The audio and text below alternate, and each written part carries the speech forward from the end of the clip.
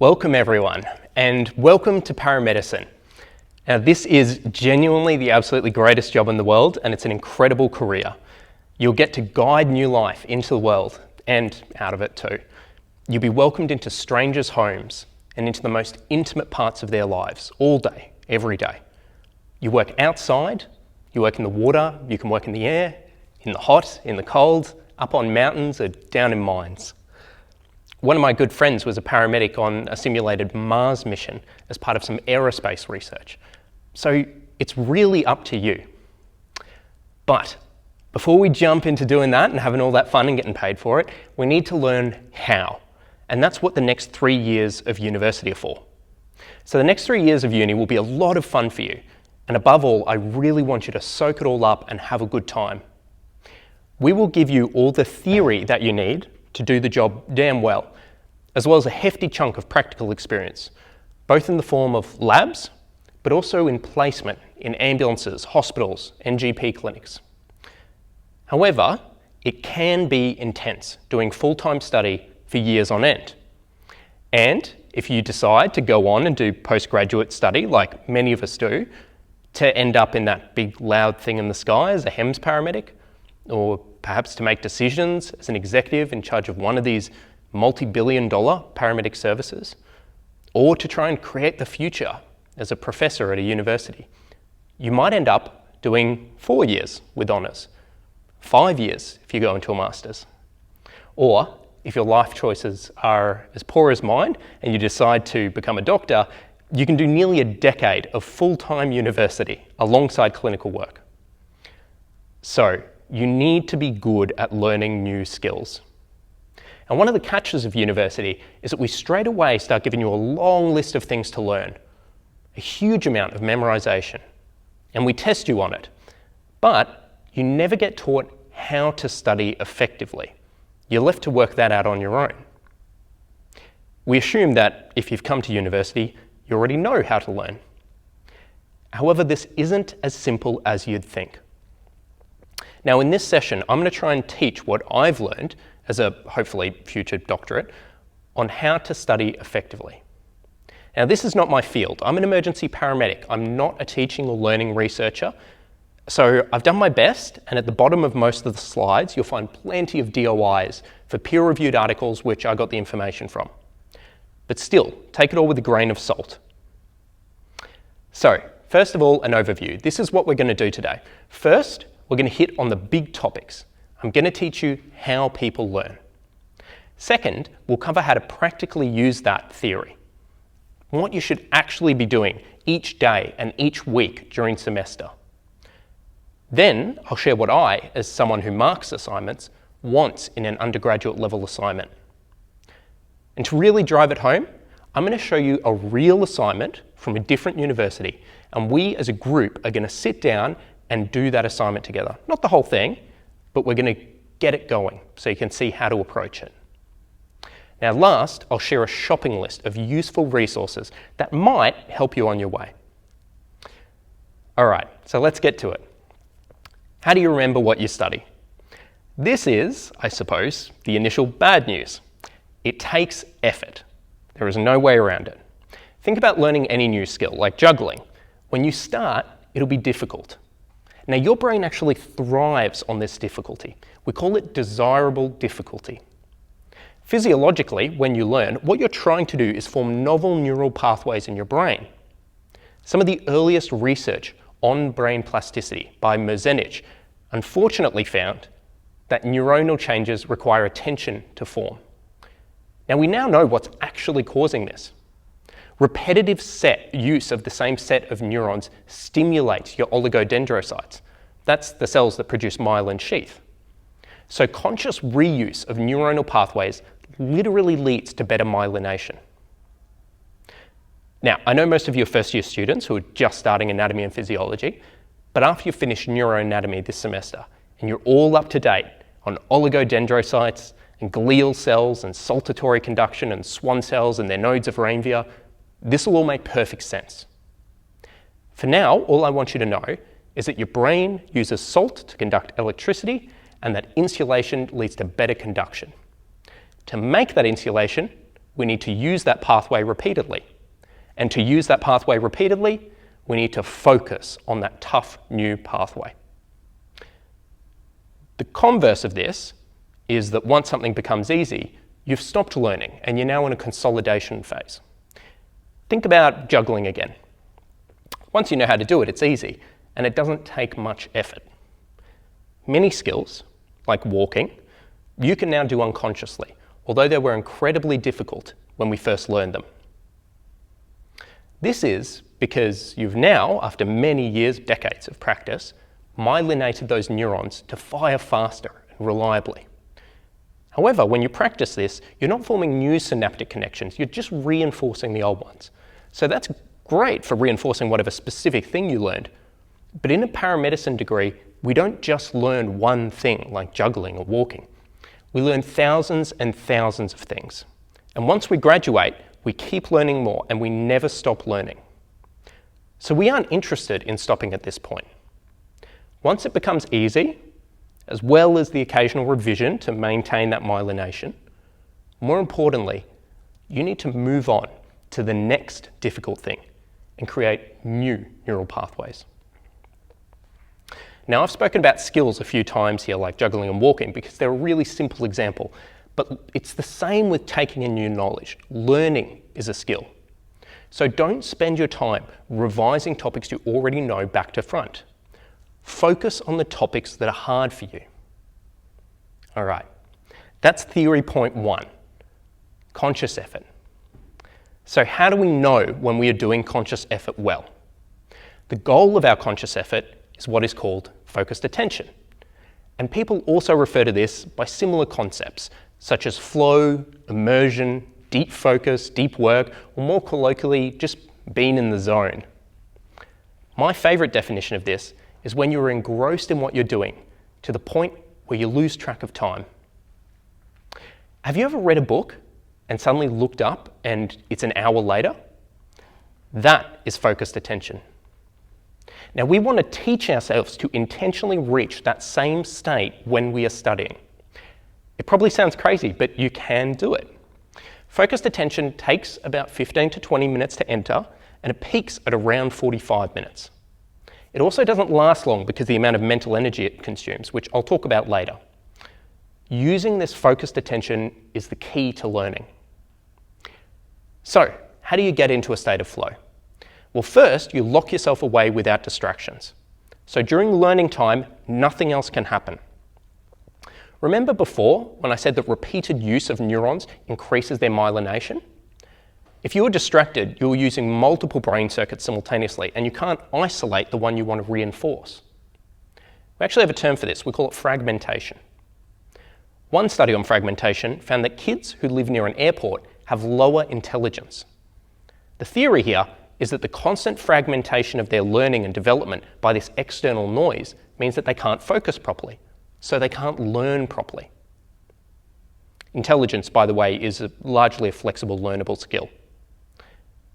Another study found that 97.5% of people cannot multitask without losing productivity.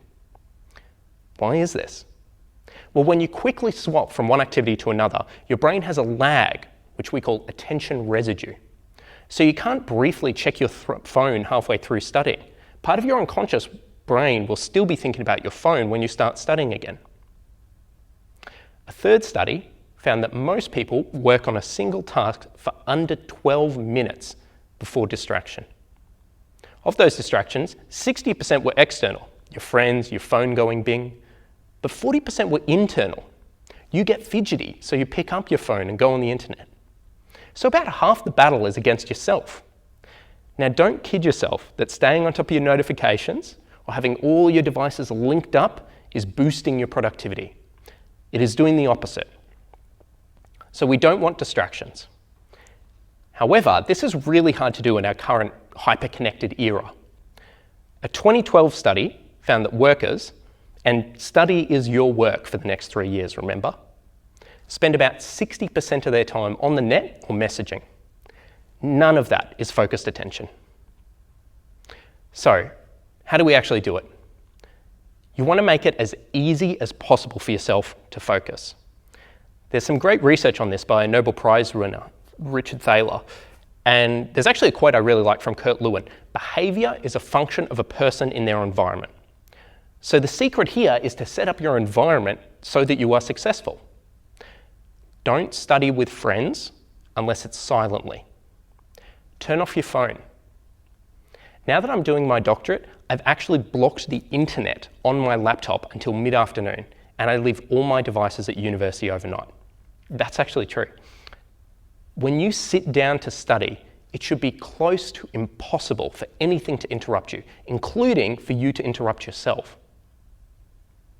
A really common thing I hear students say is, I'm just not disciplined enough. I guess I'm just lazy. This has been proven to be a myth.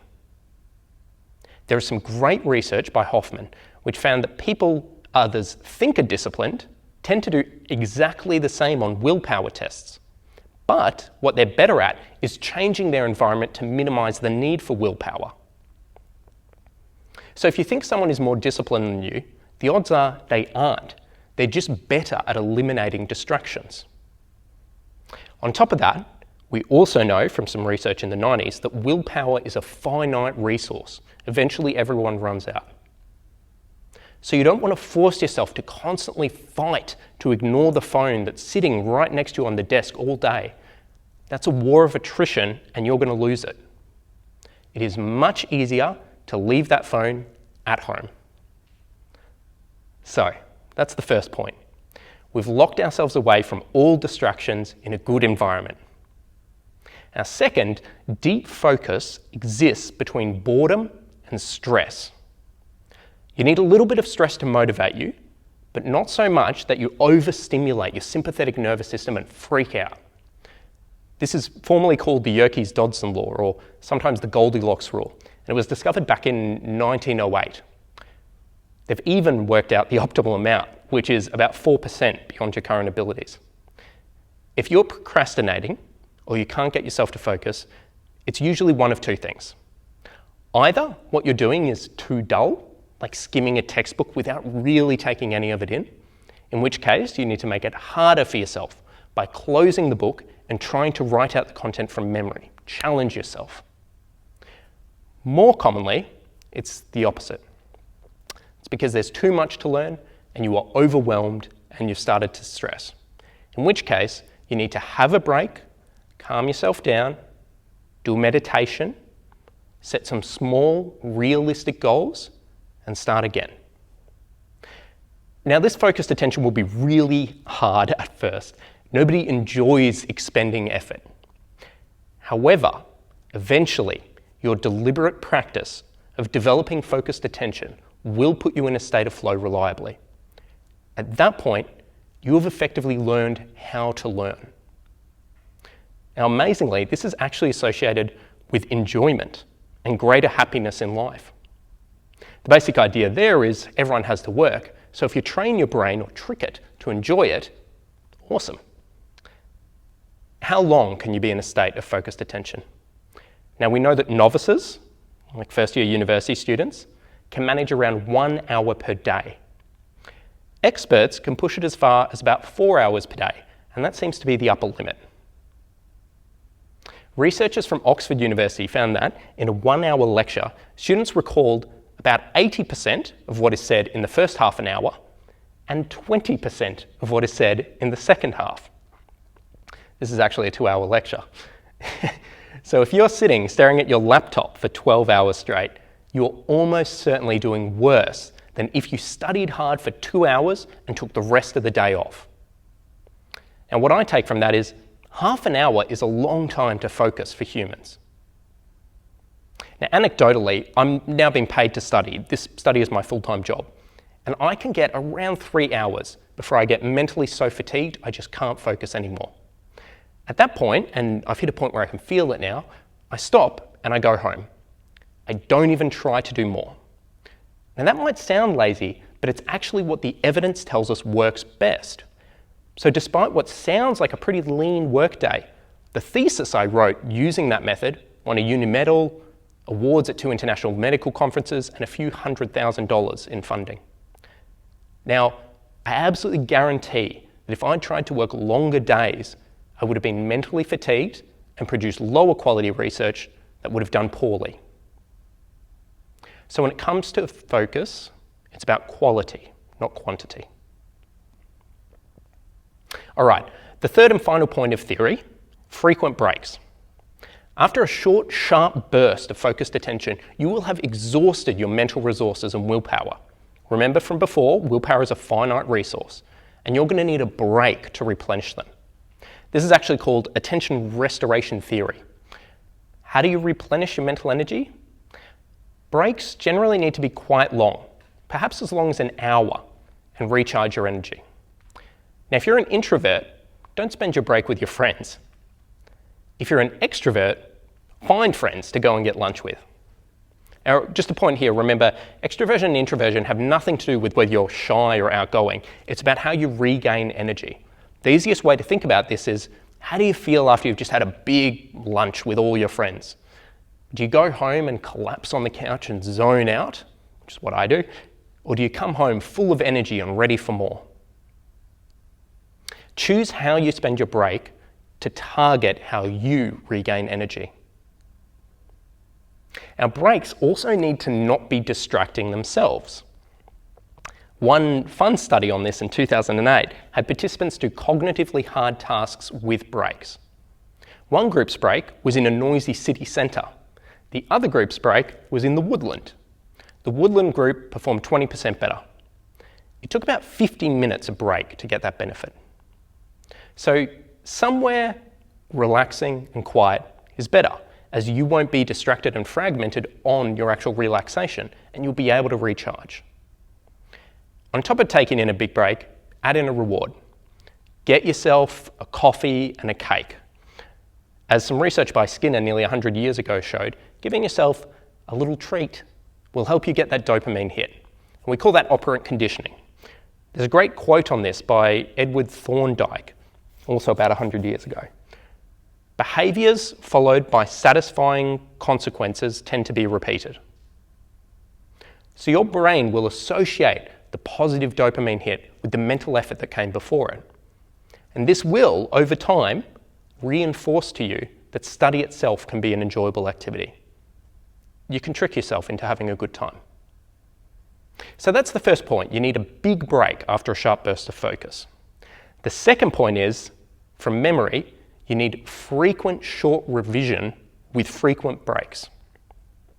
Now, taking a break is known as spaced learning. That Oxford Uni study I mentioned earlier found that the students who spaced out their learning scored 10 to 15% higher than those that did it all in one hit. There's even a study on neuronal synapses, which found that spaced learning with breaks of an hour or more had more synaptic connections. Incidentally, you'll also study better later in the day. Peak performance is around 11 a.m. when your cortisol is naturally the highest, and avoiding super early starts also leads to a 10% increase in grades. Now, this idea of spaced learning, it applies within a single day, but also over the course of weeks. One of the early studies from about 30 years ago by Pasquale Leone, a professor of neuroscience at Harvard, on students learning Braille, found that the brain scans of those who revised on a Friday showed that they had learned less than those who revised on a Monday. So if you revise too soon after learning, you aren't reinforcing the connections as well as if you space out that revision. Similarly, if you wait too long, the connections are lost and you're starting from scratch. So routine revision every week is the key. Now finally, just one point which is a little bit more relevant for paramedics. There was actually a systematic review of spaced learning in resuscitation, which is our bread and butter. 15 out of 17 studies found that spaced learning improved resuscitation performance. All right, a quick summary of everything we've done so far. Conscious effort, deep focus with no distractions, and frequent breaks of an hour or more between your sessions of deep focus with reward, genuine mental rest, and then revise a few days later. So how do you do this practically?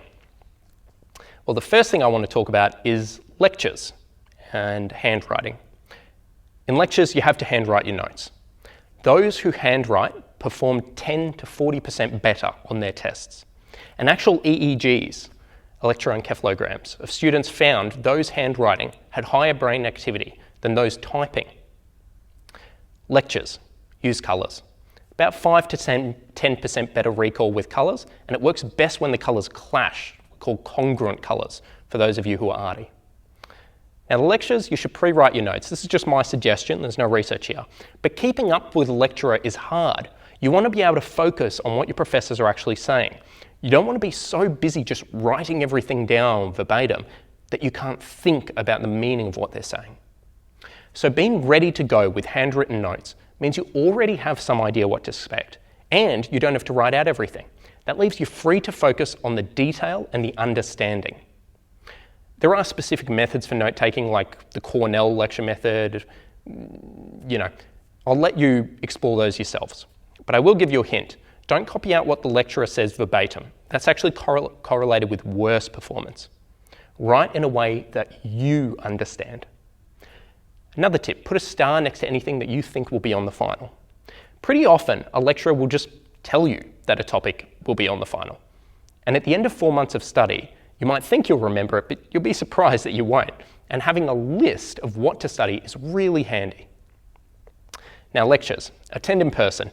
The research on this is a bit more iffy. Post-COVID, most studies have actually found no major difference between in-person and online learning. However, despite that, personally, I still recommend in-person learning. When you're in person in front of a lecture, it's really hard not to focus on the person who is standing in front of you, looking at you, talking to you. Distraction, fragmentation, becomes less likely. Next one, take a break. You've just focused for 2 hours, well beyond what humans are meant to. Your brain is going to need a break. If you try and jump straight into study immediately after a lecture, you'll be mentally fatigued and you just won't retain it. Create flashcards, probably the next day. Why the next day? Spaced learning. This is effectively your first revision session.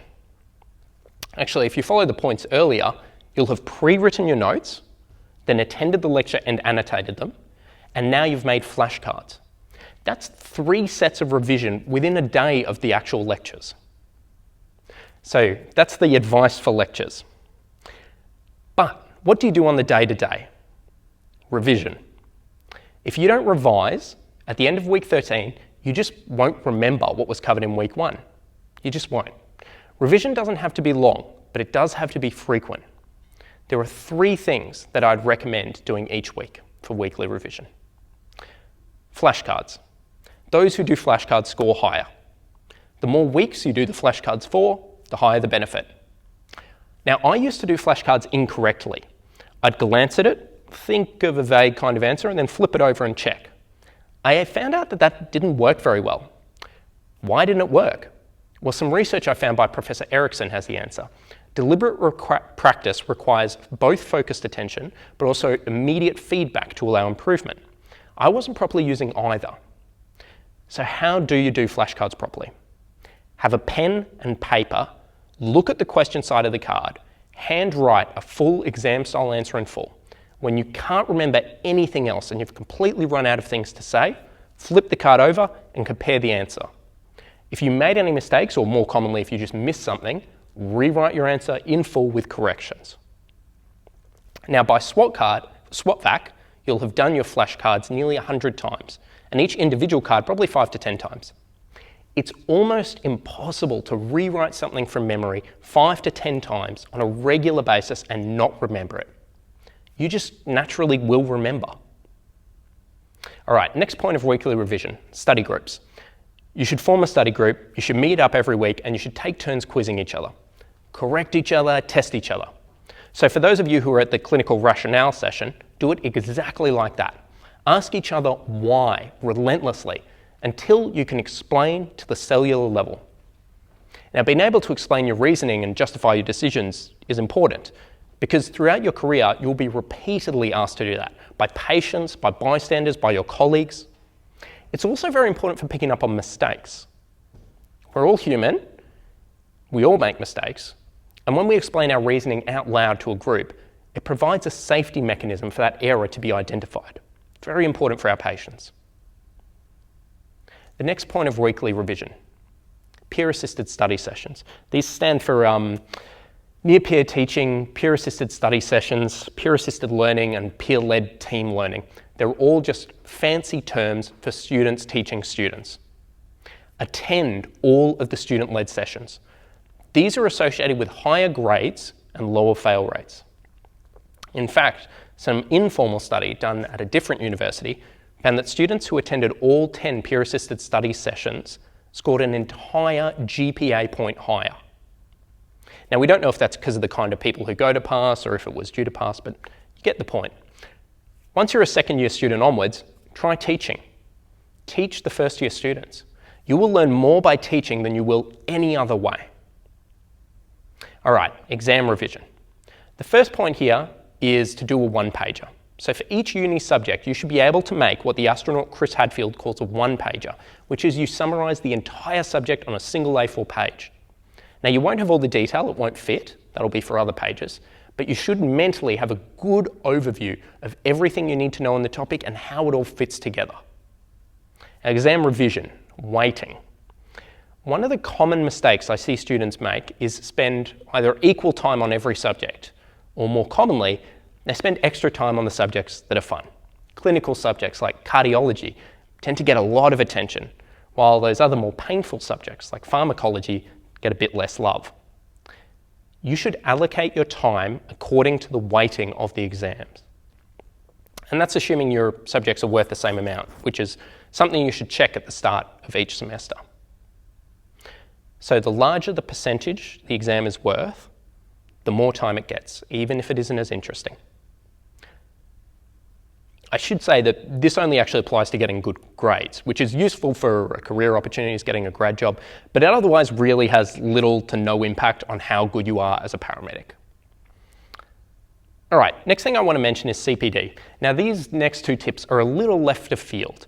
Once you graduate, you'll be required to do 30 hours of CPD, which stands for Continuous Professional Development, every single year to maintain your national registration as a paramedic. Now, because of this, there are constantly CPD events being run by various professional groups for graduate registered paramedics. These sessions tend to be fantastic, and they offer a huge amount of practical, real-world learning to supplement your formal teaching. A lot of the student societies tend to run CPD events as well, and I would strongly recommend going to as many of them as you possibly can. Now, in addition to the student sessions, you absolutely have to join our national society, ACP, the Australasian College of Paramedicine. ACP is the backbone of our profession, and almost everything good that happens in paramedicine, such as national registration of paramedics, can be traced back, at least in part, to ACP. Now, ACP also runs the absolute best CPD events, including a few excellent conferences every year. They do a big international one, they do a primary care conference, they do a critical care conference, and they do a research conference. Now, these are not only a great way to clock up your 30 hours of CPD, but they're perhaps the best way to stay on top of and get involved in everything that's going on in the world of paramedicine. All right, we're going to change tact here, and we're going to talk about assignments. First, I'll do a bit of theory, then we'll do a worked example. So I'm just going to overview these briefly, since we are going to do that example assignment together and use all of these practically. Now, I used to mark, and I was paid 10 minutes per assignment. 10 minutes is not long enough to even read an entire assignment properly, let alone 2 to 3 times, and to write meaningful, thought-out feedback. Now, of course, markers can spend longer on assignments if they want, and I certainly did, but it was totally unpaid. So there's not much of an incentive, and most of your markers probably won't. As a marker, you often fall back into rapid pattern recognition to identify when an assignment, where it fits. Now, when I was marking, the single most important thing to me, apart from if the answer was factually correct, was the depth of description. As a rule of thumb, in the world of paramedicine, you want to be able to describe the pharmacodynamics or the mechanism of effect to the cellular level. Generally, you do not need to go to the chemical level. Actually, I would avoid it. Organic chemistry is an absolute nightmare. I'll give you a practical example of this in the next session so you can see exactly what I mean. The second point is to allocate your words per the marking rubric. So a lot of students spend far too many words on sections that are only worth a few points, and then they gloss over sections that are worth the bulk of their marks. Now this is really the same as spending your time on the exams that matter the most. Again, I'll show you practically how to do this shortly. Now the third point is subheadings. I love subheadings. As a marker, as well as looking at the depth of your answer, I'm also looking at if you discussed all the points you needed to discuss. So if you have a paper and it asks you to describe the epidemiology, the etiology and the pathology of a particular disease, that's a pretty common kind of thing for a paper. It's a hell of a lot easier for me as a marker to tell that you've done that within 10 minutes if you've got headings, subheadings that say epidemiology, etiology, pathology. So make it easy for the marker to give you good marks. Show them that you know what they want. Now the next point with assignments is to just start. Undergraduate students leaving assignments to the last minute is a tale as old as time. It's basically a tradition. I don't really know why this is, but I suspect a big part of it is that you don't know what you're supposed to do, so you keep putting it off until you do know. Or at least that's what I used to do. The catch with this, of course, is that the point where you do know what to do will never come.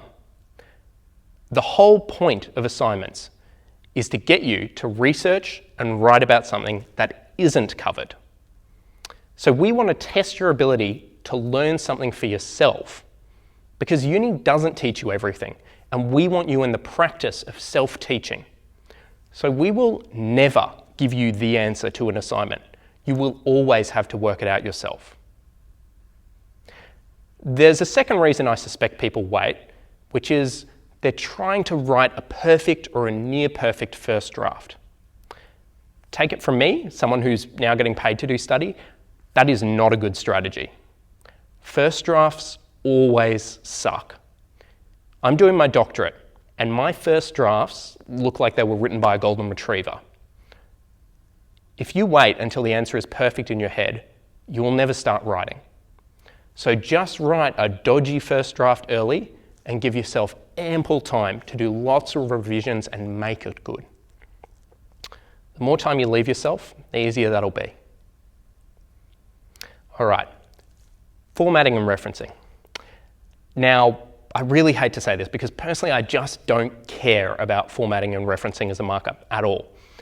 But when you're marking, it tends to be an easy way to tell if a student has paid attention to the details. After you've read something like 50 or 100 of the same assignment, you know exactly what it's meant to look like. It's just part of that innate pattern recognition that humans are naturally so good at. So the markers can't help it. When something's wrong, it just jumps out at you. And as awful as this is, if someone has screwed up their referencing in the very first sentence, it's going to scream out at you. And as a marker, you're probably going to spend the rest of the assignment reading it with a bit of doubt in the back of your mind. I recommend using software to make it easy for you. I've tried all of them. The one that I currently use is called Mendeley, and I'll show you how to use that particular one later on, but you can use whatever you like. And speaking of referencing, as a rule of thumb, you need to reference every sentence as an undergraduate, or close to it. Even something that sounds like really basic common sense. Humans need oxygen to survive. You need to prove that. You're a uni student. We know that you aren't Professor Scott Weingart.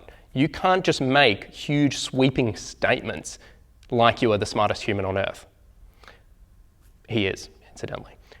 The exception to this is applying a fact you just mentioned the sentence before to a case scenario. So if you say humans need to survive and you have a good reference, it is okay in the next sentence to say, in this case, our patient is underwater where they can't get any oxygen, so they won't survive long. That's fine. But as a rule of thumb, reference every sentence. Next point with assignments, do it early and take a break. Now, I mentioned this before when I said that you just need to start, because you will never truly know the answer.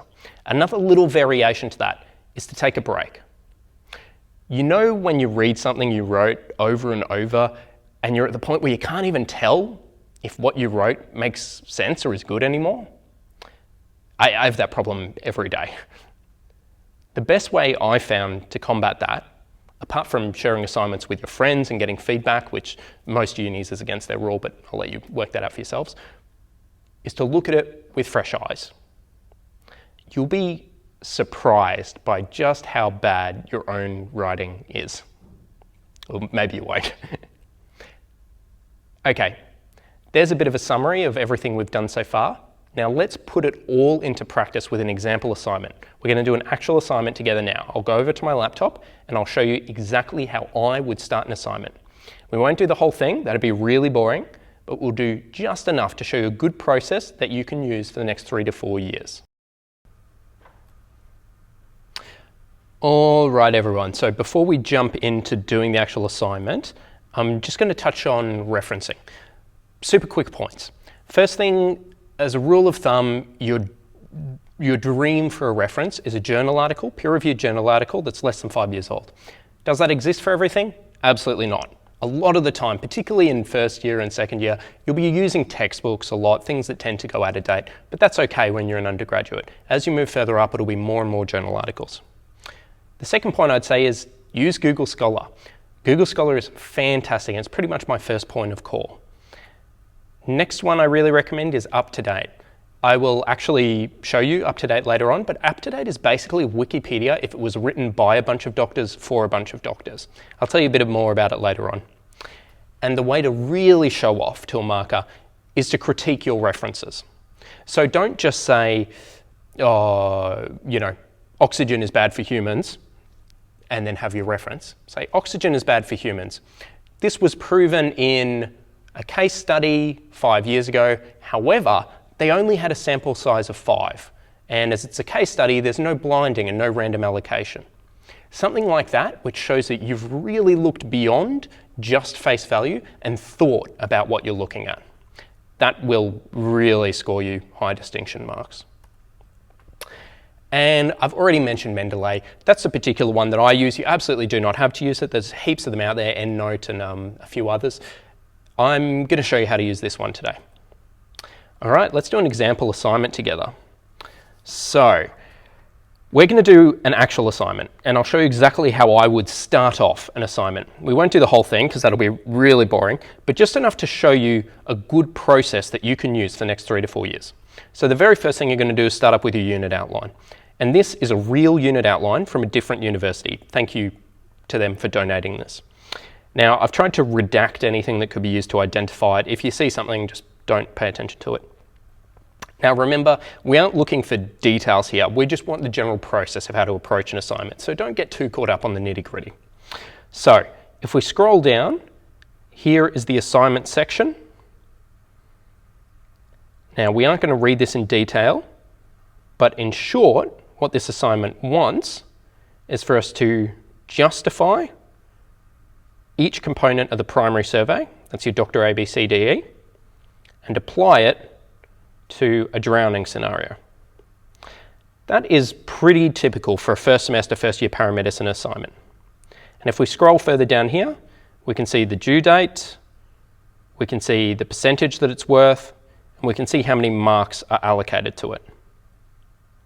At the end, we have the marking rubric. Now, the person who marks your assignment has to use this and they have to stick to it. They cannot give you bonus marks if you do something really cool that isn't listed, and they have to take away marks if you miss something that is listed. So this is your guide to what the marker wants.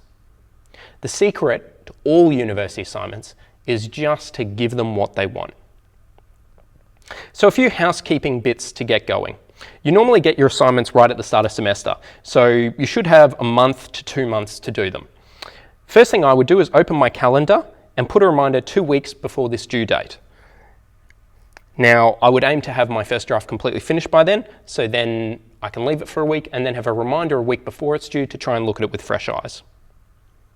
Second thing I would do is look at the weighting. This one's worth 40% and make sure that I allocate my time appropriately. So I'm going to spend twice as long on this assignment as one that's only worth 20%. And I'll spend half as long on this one as one that's worth 80%. Now the next thing we want to do is to just start writing. Now this bit can be really scary. If you're in your first week of your first year of university and you've never heard of the primary survey and never done a university assignment before, where do you start? Well, the secret here, as I said before, is don't overthink it. For starters, we're going to open a blank Word document. Now we're going to add in a heading and subheadings. So I don't know what this Paramedicine. So we'll have a heading, and then we're going to have various subheadings.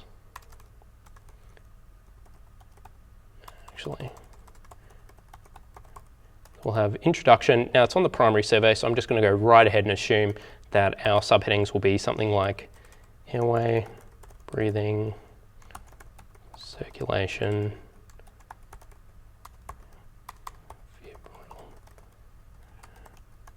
visibility, exposure, conclusion, something like that. Oops.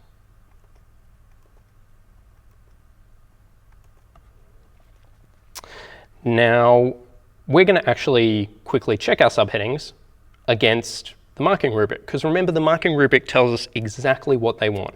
So we can see in this marking rubric, we've got one section on the focus, structure, style, clarity, and that includes introduction, gives a clear statement of the paper focus, body, and conclusion. So they want an introduction, obviously you need your body, and a conclusion in this one.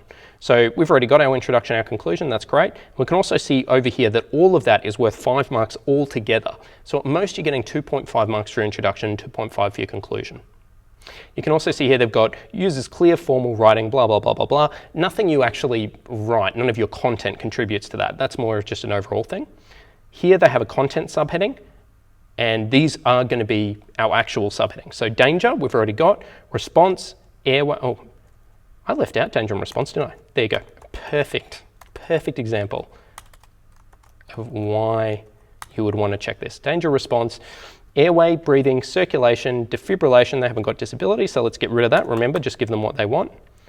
So they don't have exposure, but they do have primary survey adjuncts, i.e. hemorrhage check, C-spine check, immobilization, disability, exposure. Okay, so we're going to give them exactly what they want. Primary survey adjuncts, and then we're going to have subheadings for hemorrhage, C-spine, disability, exposure. Spine, disability, exposure. And each of those will be a different subheading. Again, this is making sure that we know that we're giving them exactly what they want and that they can see really clearly at first glance that we've hit all the points they want. Then they've got one down here called Overall Management Plan, a precise and exhaustive discussion illustrating. This one's really tricky. I'm not sure if this is meant to be a separate subheading of itself or if it just refers to all of the other subheadings covering what the appropriate management plan would be. In this case, I'm going to probably assume it's the latter and they don't actually want a subheading that says management plan. But that's the kind of thing where I would ask a lecturer. I'd send them an email and say, hey, are you actually wanting a management plan section or is that just built into all of the rest of it? And then there's referencing and resources, 10 marks to make sure that your citations are correct. So again, nothing we're actually going to do here. And that's just built into the way we're going to write the assignment. So now word count allocation is the next thing we're going to want to do. So we have, how many words in total? 1,500. How many of those marks that we've got will use words to get them? Well, the 5 marks for the introduction and the conclusion definitely does. Then we've got all of these content sections. So 10, 20, 30, 40, 50, 60, 70. I'm going to leave that one off for now and definitely not for that one. So 75 marks. 1,500 words divided by 75 marks is 20 words per mark. So you have 20 words to spend on each mark. Now, if your introduction is 2.5 words, that means you have 2.5 marks. That means you have 50 words for your introduction, 50 words for your conclusion, and then each of these were 10 marks. So these are each going to be 200 words. Does that make sense? Oops. Now, the primary survey adjuncts is going to be 200 words for lot. There's 4 subheadings. So again, we're going to go 50 words for each of them.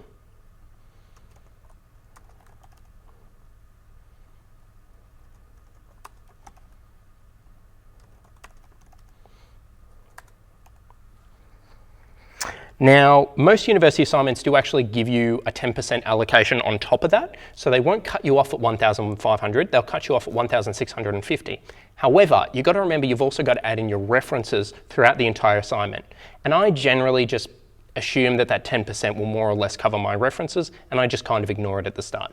You can play around with how much you reference and what works for you. So that is a good outline of that. That's the structure, that's it. We now have the bones of our assignment, and the only thing we have to do is go through and fill it out, section by section. There's only 7, 8 sections, so if we do 1 per day, the entire assignment's done in a week. Now, the next thing to do is just to start, like I said before. So I'm not going to do the entire thing here, that'll take a little bit long and be super boring for all of you, but we will pick one topic, and actually I'll do a couple. I'll do the introduction, because I have a standard approach to introductions, which might be handy. We'll do airway, say, and then we'll do a conclusion section. So introduction, a lot of people write introductions last. I normally write them first myself. I use a 3-step approach. So the first step is to have a big, broad introduction to the overall topic. So here, some statistics on cardiac arrest or drowning would be good. Where do you get those statistics? Well, remember what we said before, start with Google Scholar, and we're going to aim for Scholar journal articles 5 years or less. So let's go, this will be something I'll have looked up before. So let's go out of hospital cardiac arrest, Australia. Let's go since 2020. Areas of Australia, long-term outcomes, the epidemiology of out-of-hospital cardiac arrest in Australia and New Zealand. Perfect. From the Journal Resuscitation, really good journal, from 2022. Fantastic. That's absolutely perfect. So let's open this one up and have a bit of a squiz. Now we've got the abstract. We'll briefly skim that. And 31,778 out-of-hospital cardiac arrests for 2019. That seems like a really good starting place to me. There were 31,000, oh, I've forgotten the number already. 778 out of hospital cardiac arrests, and we're going to use that acronym for sure throughout this assignment, so let's pop that in there now. In Australia and New Zealand in 2019. Now we need to reference that, right? We can't just make that up, we have to prove that we got it from somewhere. And this is where Mendeley, that program, came in. So how do you cite something in Mendeley? This little thing down here, the DOI, that stands for Digital Object Identifier. There's one of these assigned to every journal article that exists. All you need to do is copy it and then go up here to add new. Sorry, top of my screen's getting cut off, but it just says add new. Add manually, pop in the DOI, let it search. It will fill out all of the fields for you, so you don't have to type out the apparently 500,000 authors on that paper. You just click add down the bottom, and there it is. Now all we do is go to our journal article, go to references, go to Mendeley. I'll just have to update it because I've only just put that new one in. Give it a minute to talk to itself over the internet, and there it is. So then, right here, we are just going to click that, and down the bottom, we're going to click insert. And there's that citation. Now, we can change the citation settings. So right now this is Vancouver. I have my own personal version of Vancouver, which I like a little bit better, so I'm going to change that. I just think that's easy to read. A lot of unis will make you use APA or whatever. You can pick whatever style, and there's a bunch more you can download.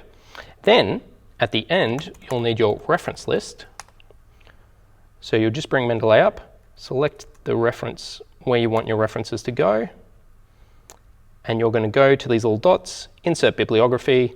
You sure you want to insert it? Yes, and there it is. Your entire reference is done for you.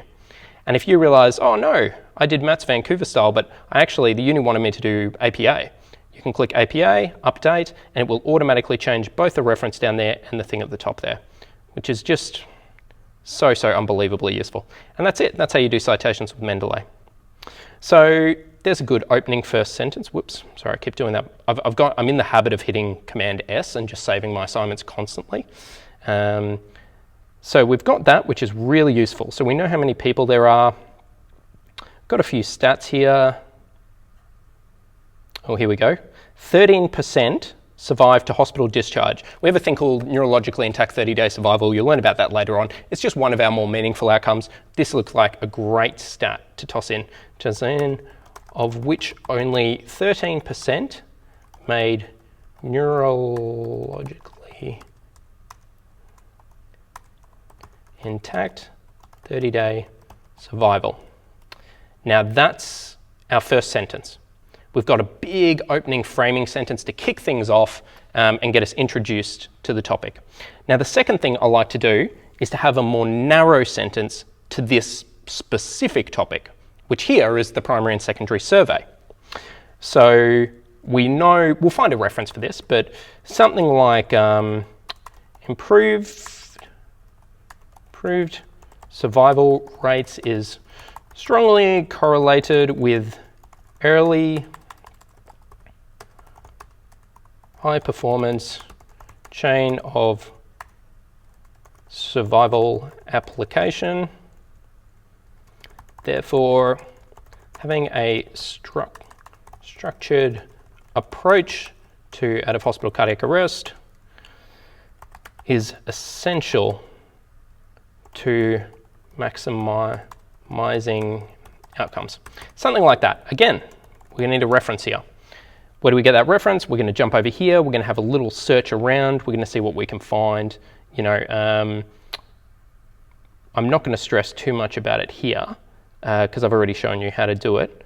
But you would go through a search for all this stuff and see what matters. In fact, they probably even reference something in this article. Within articles is a really good place to find references for other articles as well. So nothing on early, CPR, well CPR, they're definitely going to have that, aren't they? Mentioned CPR a bunch of different times. Bystander CPR, bystander CPR. Just briefly looking.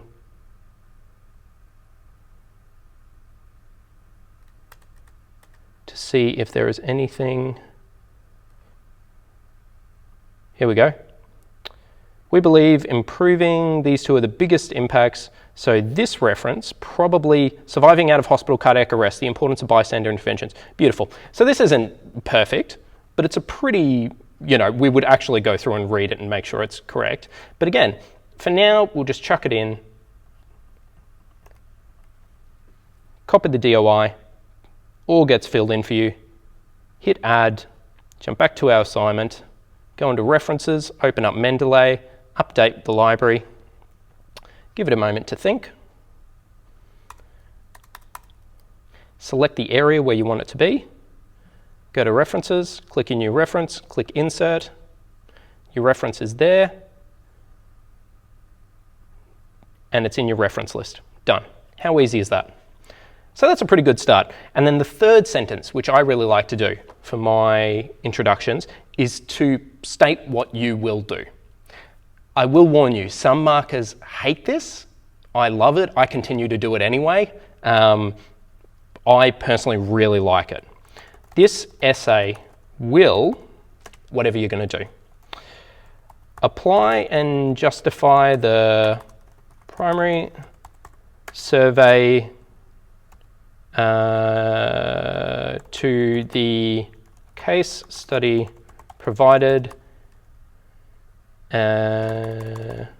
using the mnemonic Dr. ABCD, CD, and then I don't really know how to refer to what they've called adjuncts. Maybe we'll just put a plus for now. We'll think of something clever later on. As a framing device. Perfect. Oh, I hit Control S again. There you go. A short, sharp introduction. Let's see, that is 70 words. It needs to only be 50, so we'll leave it for now and we'll look at cutting 20 words out of that down the track. Easy. That's how you do introductions. All right, let's jump on and do another section. We'll just tick airway. Danger and response are kind of boring. Now, remember, this assignment wants us to firstly justify each component of the primary survey and then to apply it to the scenario that they've provided. So why do we check the airway? A basic answer would be something like, you know, having a clear airway allows oxygen and carbon dioxide to be exchanged. That answer will get you a credit. You will pass. No one's failing that. It's fine. There's nothing wrong with it. But it's not particularly deep. We certainly don't understand to the cellular level why we're going to do it. We haven't got any references at the moment. So let's think back to our assignment tips. We want to go deeper to the cellular level. So you probably need to start off by explaining why cells need ventilation. For aerobic metabolism to occur, tissues require both glucose and oxygen. They also require other nutrients, but we're not going to worry about that for now. So why do they need it constantly? Well, while glucose can be stored hepatically, oxygen cannot, and you therefore need a continuous supply. And a continuous supply for survival. And then we might link it back to what happens when you don't have it. Hypoxia leads to unconsciousness within 10 to 15 seconds, neurological infarction within 4 to 6 minutes, and mortality within minutes after that. And then again, we're going to need a couple of references for that.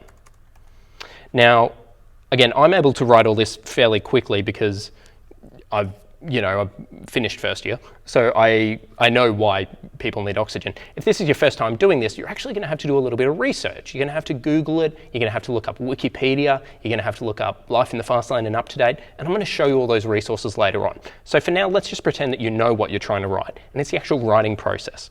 So we've got a good introduction as to why we need a patent airway. So now we need to link it back to our actual patient.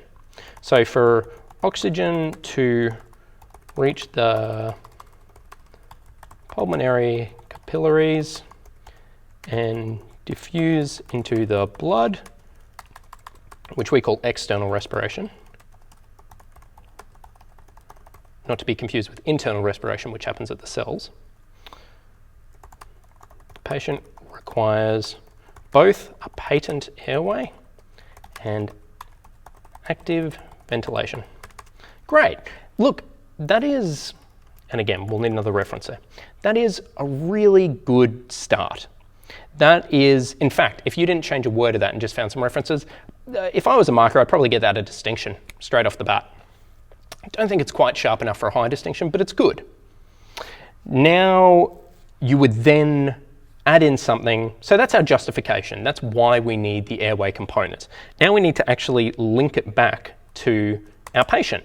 And I'll probably do this as a separate paragraph, and I haven't even read the scenario above. We vaguely know that it's a drowning scenario. We're not going to stress too much about that, but we'll put in something. Therefore, for the primary survey, it is initially essential to check for patency. Whoops, my spelling's all over the shop. Patency via, let's say, visual inspection, and if obstructed, consider laryngoscopy with removal of liquids. How do we do that? Via suctioning with a decanto or Y Catheter. Probably put in a yanker as well, but that's all right. Or solids with McGill's forceps, etc., etc., etc. And then you're going to link it back to your patient. In this scenario, ... whatever her name is, Mary has, blah, blah, blah. Drowned, she's probably got a little bit of regurgitation, she's probably got water, as well as gastric juices, as well as other secretions in her airway. You're probably going to want to suction all that out. That's the kind of thing you're going to be talking about. All right, that is, how long has that taken us? I don't know, 20 minutes, and we've got an introduction, the entire bones, and an airway section that's, started. The last thing we'll do is we'll just touch on a conclusion. Conclusions are a little bit tricky. Different lecturers have different approaches to them. My personal, a nothing conclusion, if you want to avoid wasting words, then you would just summarize what you've done. This assignment has applied the blah, blah, blah, blah, blah. Has considered and justified the components of the primary survey and applied them to Mary's scenario. What I love to do in a conclusion, and again, sometimes you get in trouble for introducing new references and new information in a conclusion. As a marker, I don't mind that at all. Other markers do. Probably just good to ask them what they want, is I would love it if you summarised your patient and if you prognosticated somehow. So I've made up the name Mary. Mary's, Mary has had a primarily hypoxic cardiac arrest, ... and then some kind of stats. The survival rate for, post-submersion arrest is X%. Haven't got a clue off the top of my head. I'm going to guess it's pretty low. Therefore, prompt and adequate, starting the primary survey quickly is essential to maximising her chances of a good outcome. That's it. In the space of, 20 minutes, you've just done a complete outline, a bad first draft of an intro and an airway and a conclusion that you can fix up later. This is a really good start to the assignment. You're going to leave it here today. You are done for the day. Now, we've spent a lot of time looking at marking rubrics, at that marking rubric. I also want to show you a bad marking rubric.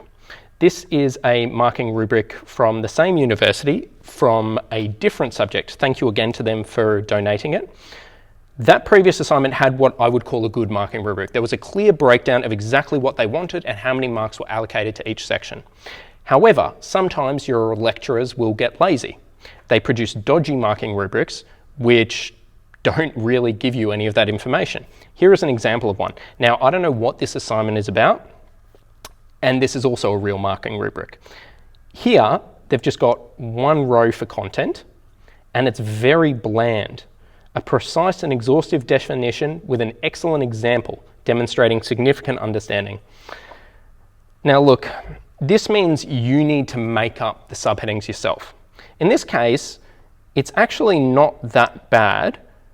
Without knowing a single thing about the assignment, I would say the subheadings are going to be definition and example. Now, again, with no idea at all what this assignment is about, that would probably be my two subheadings, and then I would split the 50 marks in half and do 25 marks for each, allocated according to the word count. That's really the best you can do with a dodgy marking rubric like this one. It isn't your fault if you get a rubric like this, you just have a lazy lecturer who screwed you over. The other thing you could consider doing is asking your lecturer, do you want one subheading for the content section? Do you want us to split it into these two? Do you want more? If you get lucky, they will tell you, and if not, you just have to take a guess. All right, that's how we're going to approach an example assignment. Now, the very last thing I want to do before I wrap up is just talk about where to start. So in that example assignment, I just started writing because I knew what I wanted to say, because I've been a paramedic for a few years now. You won't be in that same situation. You might not know why you need a patent airway, and you might have to start reading up on it. So I'm going to list out a bunch of different resources that you can use to try and find the answer to things, to start reading. And the first one is Wikipedia. In high school, your teachers will tell you endlessly that Wikipedia is the devil, you're not allowed to use it. That's absolute rubbish. My experience with Wikipedia is it's absolutely fantastic. It's particularly good for a lot of drugs and their mechanism of action. In fact, I'm going to give you an example right now. So, I was looking up something called a pheochromocytoma, which is at a patient with this. It's a tumour on the adrenal gland which releases adrenaline, noradrenaline and dopamine if you stimulate it. And some of the drugs we carry like glucagon, metoclopramide, they do stimulate it, and you can put people into a catecholamine crisis, which is useful to know. But let's just think of a drug, ticagrelor. Very common medication that we give, that you'll also see people having. Now, if you go to the Wikipedia page for almost any drug, and you scroll down into pharmacology, they normally have a mechanism of action section. And that tends to tell you exactly what it does. Perfect. Ticagrelor blocks ADP receptors for the P2Y12 inhibitor, P2Y12 receptors. It's a P2Y12 inhibitor blocker. That is fantastic. We know it's an antiplatelet drug. Great. That's basically all you'll need to know as a paramedic. So Wikipedia is a really good place to start. The next one I go to after Wikipedia is Life in the Fast Lane. This is a website run by a bunch of consultant doctors, and they have really short, dot point, plain English summaries of what you need to know about particular conditions. So again, for the pheochromocytoma one, this was written a few years ago, and it was written by whoever this guy is, who's an intensive care consultant down in Melbourne. And it's got dot point summary of what you need to know about that particular condition. Absolutely fantastic. Now the third one you can go to is UpToDate. Now I mentioned this before. UpToDate, I used to work in the ED of a hospital down in Melbourne, and we had a computer mounted on the wall which was permanently logged into UpToDate, and it was the UpToDate computer, so that everyone, doctors, physios, nurses, pharmacologists, whoever, pharmacists, sorry, could look up anything they wanted on UpToDate at any point in time, and it was a standing desk to stop you taking there too long, and you couldn't use it for anything else. Why was my hospital so big on UpToDate? Because it's absolutely amazing. UpToDate is basically as if Wikipedia was written by a group of doctors. So this article, again on pheochromocytoma was what I was looking up before, you can see was a literature review was completed in April 2024, that's last month. This topic last updated May the 9th. That's a few days ago. Who wrote it? It was written by this guy, a medical doctor, overview by another medical doctor, and overview by another medical doctor. And it's going to have all these really nice sections that tell you exactly what you need to do for every single thing. And they are constantly reviewing the literature and updating it. Now, the reason I love this is, in theory, we all want to use evidence-based practice, where we're constantly reading the literature and we know exactly how to treat a patient for every single condition. Is that possible? Well, practically no. There's a mountain of new articles getting published every day. And even if you sat down and read all day, every day, you still wouldn't be on top of them. So we need places that bring that together and that stay on top of it for us, so we can just remember how to actually use it when we're out treating patients. That is what UpToDate does. They read the peer-reviewed articles, they bring it all together, and they give you a simple guide. Absolutely phenomenal. You can cite this. It used to be cited as a peer-reviewed journal article when I was a uni student, but I think they've changed the guidance now and they say to cite it as a book chapter. Either way, that is a fantastic resource. So those are 3 resources you can read to give you information. However, most people learn better by watching a video. I certainly do. And here are some fantastic ones. Khan Academy was started nearly 20 years ago by a guy who went to MIT and Harvard, who used to do these little hand-drawn tutorials on mathematics, physics, chemistry, those kind of topics. They've now expanded it, and they have an entire section on medicine. It's got everything you will need to know as a paramedic on there, explained in short videos, normally 10 to 15 minutes, with hand-drawn tutorials. Fantastic. Dr. Matt and Dr. Mike, those are both professors down at Griffith University on the Gold Coast in Australia. They basically just stand in front of a whiteboard and again explain something really straightforward, quite simply and quite short. Really fantastic explanations. Crash course and osmosis are a little bit more basic. If you're starting something for the absolute first time, they tend to do 5 to 10 minute little summaries available for anyone who knows nothing about a subject. These are all really good places to start when you don't know a thing about a new subject. Now, the other thing are podcasts. Podcasts are fantastic because you can listen to them when you're driving to work, you can listen to them when you're cooking dinner. Again, there's some phenomenal ones out there. So the Resus Room is, in my opinion, probably the best. And that's run jointly by a doctor, a nurse and a paramedic in the United Kingdom, where they both review papers every month. They look at 3 different papers and they put out summaries of different topics like how to manage anaphylaxis. And that's been going for, I think, a bit shy of 10 years now, and it's absolutely phenomenal. All free, all open access. Dr. Matt and Dr. Mike also do podcasts. They're also fantastic. EMCrit is run by a professor of medicine called Scott Weingart, who's insane. And he's actually an ED consultant. He was an intensive care consultant whose mission in life is to bring the intensive care into the emergency department, or that's his little bio anyway.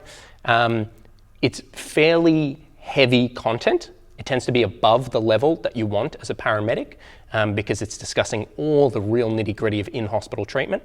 But I absolutely love listening to it because it certainly covers off what's really important for us to do as paramedics, and it helps you understand what the pathway for that patient's going to be when they get into hospital. Those are quite long, an hour each. IBCC, that's the Internet Book of Critical Care. It's actually linked with EMCrit. That's another professor of intensive care who's formerly a pulmonologist who does topics also. MCHD is a paramedic EMS service in the United States. They do fun little podcasts with their medical director where they talk about how they would manage particular topics. Free Radicals is dead now, but that was previously a podcast run by a group of paramedics in Queensland in Australia, where they were all critical care paramedics, intensive care paramedics, and they would talk across how they would manage particular conditions. Really practical, really straightforward, really common sense and logical. Shift Extension is the new version of Free Radicals. Full disclosure, I've been a guest on that one a couple of times. We'll see how long it goes for. You can have a listen to that if you want. CAA, I think, has been shut down, unfortunately. That was the Council of Ambulance Authorities. They only put out something like 2 episodes, but the 2 they put out were phenomenal. High-performance CPR and stuff like that. Clinical Conversations is Ambulance Victoria's official podcast. Really good. They do episodes really rarely, like 1 every 6 months. There's only 7 or 8 of them out, but they're really good, and they're normally a conversation with the medical director. ED Jam, I've heard about, but I haven't listened to myself. BMJ, the British Medical Journal, put out a best practice podcast. The Australasian College of Paramedicine has several podcasts. They also have a student paramedic podcast, which would be focused directly for all of you. Monash have a podcast in which they summarise their research. There's one called Zero to Finals, in which a med student in the United Kingdom does 2 to 3 minute super short little podcast episodes where he summarises what you need to know for a medical condition for your finals. It's great. And Humorous Hacks is another doctor one, another group of student doctors studying medicine, summarise particular conditions and fun little mnemonics, little tricks, little things that they help remember. Now, the last thing I want to talk about is a few random but useful sites. So, the Canadian Pre-Hospital Evidence-Based Practice. Evidence-Based Practice, PP, I think is what it's called. There it is. EMS Pre-Hospital Evidence-Based Practice. Now, this is run out of Dalhousie University. I don't know how to say that properly, apologies. This is really good for finding evidence on a particular topic. So you can jump into the database. There are all your different topics. Acute pain, analgesia, great. Let's open that one up. And then what they've done is every one of these rows is a different study, and they're organised under interventions. So paracetamol IV. IV paracetamol, this is a great example because some paramedics in Australia do it and some do not. What does the evidence say? Well, they've put in the level of evidence, whether it was good, bad, or in the middle. They've briefly summarised the article and they've given you the link to it. Phenomenal, really good. It's normally kept reasonably up to date. Last audited March 25th, 2024. Fantastic. That's really fantastic little website to have. Now, Black Book and the Calgary Guide are both summaries of pathology. Black Book, medicine.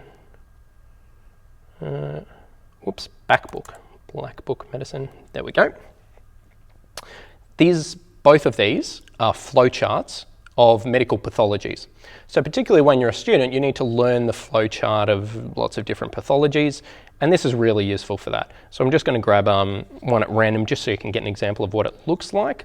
But let's say hemoptysis, so that's coughing up blood, or something which is a little bit bloody. Here is the flowchart of how they would do it. Now this is written by a bunch of student doctors and overseen by an actual doctor, so it tends to be pretty good. The other one is the Calgary Guide, which I personally prefer a little bit, maybe because it's more colourful. And this one is fundamentally pretty much the same thing. It just tends to be a little bit more detailed. Costochondritis, great. That's an inflammation of the cartilage that links your ribs to your sternum. Very common in some middle-aged people and can really mimic an acute myocardial infarction.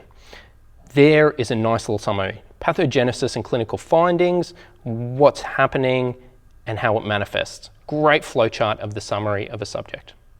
And the very last one I'll show you is the Clinical Guideline Manifesto. Now, complete disclosure, I wrote this, so I'm obviously quite biased. This was published in a magazine called The Shift Extension. I did this with a group of about 40 friends a couple of years ago, and we've got a little bit of discussion about guidelines and how they work in Australia, but what you really want is these tables. So for different guidelines, we have done a table which summarises all the 10 services in Australia and New Zealand on the left-hand column, all of the different treatments that are offered, so everything from aspirin to ticagrelor to GTN to rapid sequence induction and intubation, and then we've put little ticks next to who does what. A green tick means every paramedic does it. A blue box with ICP means it's limited to the critical care or intensive care paramedics. A yellow box is the community or extended care paramedics, and a red box is specialists, which most of the time refers to helicopter emergency medical services. Now this is pretty much immediately goes out of date because these services are continually changing their guidelines, but it's pretty useful to grab an idea of all the things that are possible rather than just memorizing your service's local guidelines. All right, now the very last thing I'll pop up there is if you're interested in the stuff I spoke about right at the start, how to actually learn something. These are some really fun, interactive, non-technical books written for the general audience, which I absolutely love. Every single one of them is written by a professor or an associate professor, and they're all great. Thinking Fast and Slow is probably the best book I've read in my entire life, and a lot of what I've spoke about today was pulled from deep work. All right, let's briefly summarize it. So, how do you remember what you study? It takes conscious effort. With that conscious effort, you're doing focused attention, and you're going to have frequent breaks for that spaced learning. When you go to a lecture, you're going to handwrite your notes, use lots of sharp contrasting colours. You'll have pre-written those notes. You'll go in person. You'll annotate the notes you've pre-written. Then you'll take a good break afterwards and then create flashcards the next day. For your assignments, you're going to write an answer down to the cellular level. You'll allocate your words according to the marking rubric so that you spend the right amount of time on the right topic. You're just going to start nice and early and fast. You're going to use lots of subheadings, both for yourself and for your marker. You're going to do all your formatting and references nice and easily using a computer program, Mendeley if you want, or another one. You're going to reference every sentence, and you're going to do it really early and then take a break and look at it with fresh eyes. All right, above all, I really hope you enjoy the next 3 years of university, and please just soak it up and enjoy it. It's an amazing career. You're going to have a great time when you're out on the road, but that doesn't mean you can't enjoy yourself while you're at uni as well.